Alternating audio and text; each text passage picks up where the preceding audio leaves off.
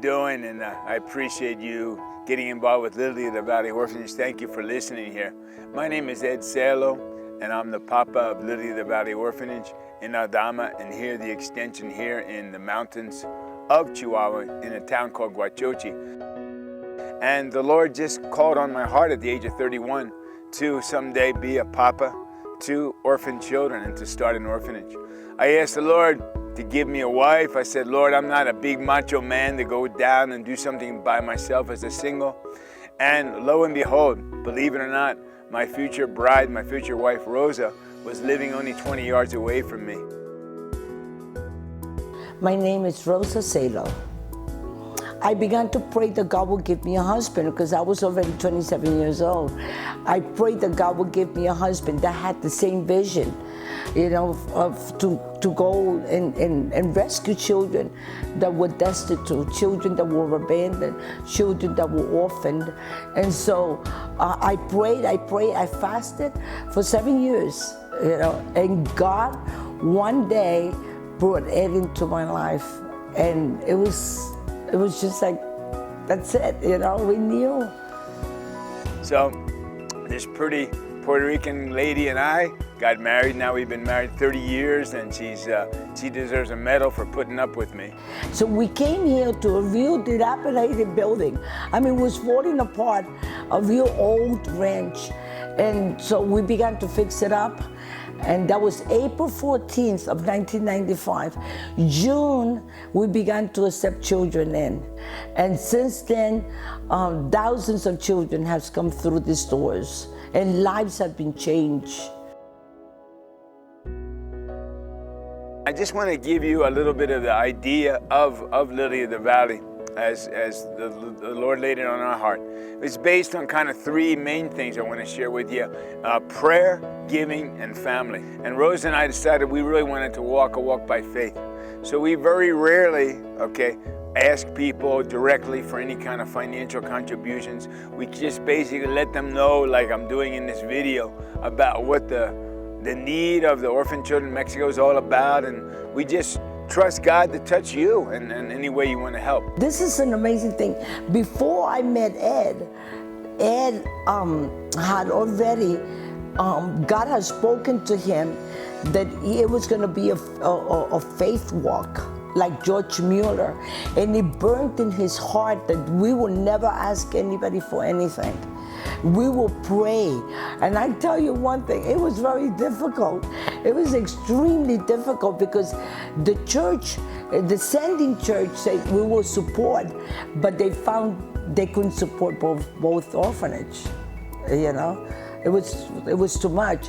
And so we really had to trust the Lord. I mean, trust God for all the provision. So the house is based on prayer. The kids are taught to pray. Remember one day, I'll tell you another story real quickly. One day, about 10 years ago, it was a Saturday, not a cloud in the sky. We had enough food for breakfast, and lunch was a stretch, maybe not, whatever. And we started to pray. We were out working a little bit out on the grounds, out in the field, and Dad, man, that's hard for me to work, man. I mean, we just had a little bit of cereal, and I said, let's trust God, man. We just prayed. Lord, send us some food. Well, 1 o'clock in the afternoon, and like I said, and I don't like to exaggerate testimonies, but it's the truth. There was not a cloud in the sky. There was absolutely no way there could be a rainfall that day, So at 1 o'clock, all kinds of cloud cover, ugly rain clouds come over and totally blanket the sky. From 1 o'clock to 2:30, there was a most incredible rainstorm. If you would have told me at 8 o'clock in the morning, Ed, at 1 o'clock in the afternoon, there's going to be a rainstorm, I would have said, no way, there's just no way. So 1 to 2:30, there's a rainstorm. 2:30, the clouds pass over and the sun comes out again.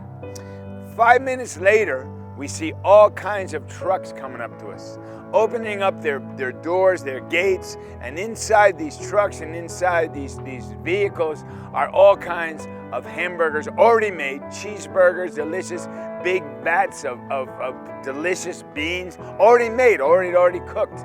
And I go, where are you folks from? They said, we're from the Outech factory. We had a picnic at the water park nearby. We have a water park nearby the house. And you know what happened? It rained out the picnic. Only 100 people showed up. And I said to Uncle Albert, the head of the water park, what are we going to do all this food? They said, here, I'm going to have my son take you over to Lily of the Valley. We ate like kings for 2 days, and not only that, we were able to call and bless 5 other orphanages with all the hamburgers that we got. Isn't that something? God truly answers prayer. I mean, sometimes you come into some pretty, difficult situations, right? Hairy situations, you know, but God answers prayer. Number 2, Lily is based on giving. You know, we tell the kids, sure, we're an orphanage and we have needs and we need to receive, but we tell the kids to give. We like to go to visit a local family which has 3 children that are all handicapped, the local convalescent home, the orphanages nearby, rehabilitation centers nearby, and we like to give out food and needs. We even have a little missionary fund that we have to help missionaries all over the world, and the kids give their little pesos from there. Of everything that God gives us, if it's financially, when American groups come, and we always say, can you give us permission to give a 10% out of this? And we give. We give to other orphanages. We give into 25 different countries. Financial help to missionaries. We give out food. You know, we go to the nursing homes, and we take Ed does all of that. He takes the children to sing, and he takes them to give them juice and to give them love. You cannot give God. I tell the kids, let's have a game, kids. Let's have a competition with God. Let's see if we can give out to the poor more quickly and more than God gives to us, because He says, give and it shall be given unto you, okay? And the kid says, come on, God, come on, Dad, let's have a competition with God. And after something like this happens, they look at me with big eyes and they say, Dad, God won again. And it's true. So we really teach the kids on giving. And I'm really proud of my kids that they are givers, okay? And they learn how to give. One of my desire is to start a food bank. We already have the building, you know? And so it's already in effect, because we give out beans, we give out everything that God gives, we give. Number 3, the house is based on family, okay? My name of the kids, and it's my honor and my wife's name, my name is Papa Ed, they call me Papa Lalo, or most of them just call me Papa. They call Mama Rosita, my wife. And we have never had our own children, never had them, and don't want them, because it's our calling. Rosa says, not only don't you want them, we can't have them now unless it's Abraham and Sarah, because Rosa's 65 now and I'm coming 63. But the thing that we try to do is try to promote the house of family. The other workers, all right, they call them brothers or sisters, aunts and uncles, Tia Eva, Aunt Eva, and everything, and it's Papa Ed. What we do is, at least 2 times a day, in the morning and the night, we have what's called Hug Line, where the kids come and get embraced because they're so hungry for love. And I say, I love you with a Papa love, all right? I tell the girls, you're beautiful. I love you with a Papa love. And they say to me, thank you for being my father. And I say, thank you for being my daughter. It's our dream. It's our dream and our vision. And we impart this to the children. This is why we take them like a short mission trip into Chihuahua. You know, it's our dream that they either become missionaries, they follow, you know, or they will continue to follow and build other orphanages in different places, wherever God will lead them. Because God spoke to Ed and said 95% of your dreams would not be fulfilled with you. It will be your children who will fulfill those dreams. So very briefly, my wife and I made a special trip to Huachochi one day. We met with Child Protective Services and we said, how would you feel? We've been praying about this. How would you feel if we started a home and extension here in Huachochi? They loved it. They jumped at the idea. They said that would be perfect. That would help our problems of logistics and transportation. So we prayed, and the local government gave us a beautiful piece of land, several acres with pine trees and everything. Now we face needs for this new home in Huachochi. We have 20 children. The home has a capacity of 60.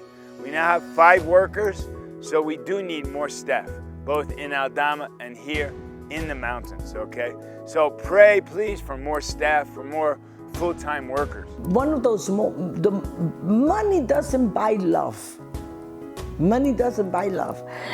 But when short mission teams come, they give a lot of love to the children. They get a lot of love. They get a lot of hugs. And what is our dream? Our dream is these kids to love God, to love Jesus, to serve Mexico, and to be really people that are going to be good moms and dads, not living in the streets, not living in need. You impact, you don't know how much impact you have on the lives of one of these children.